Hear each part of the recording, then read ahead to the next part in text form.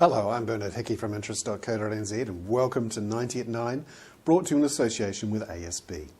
This is your morning briefing where you get everything you need to know in 90 seconds at 9 o'clock, starting now with news that the New Zealand dollar has fallen almost a cent overnight to about 64.5 US cents.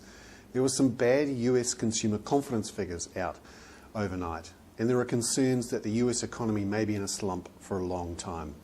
That means overseas investors are a little bit more risk averse, and we're one of these riskier currencies.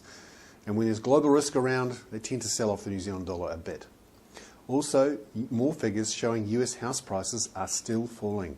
The Shiller index shows that prices there are down 33% from the peak and still falling. Meanwhile, the Dow was down 1%. Back here in New Zealand, and PricewaterhouseCoopers has prepared a report for the government showing the Labour government paid $320 million too much for KiwiRail. And finally, Pumpkin Patch. Its share price rose yesterday after it announced it was closing 20 US stores. Consumers there are really doing it tough.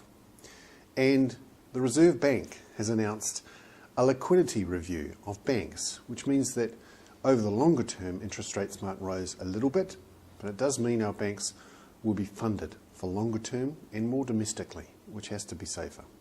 I'm Bernard Hickey. That was 90 at 9, brought to you in association with ASB.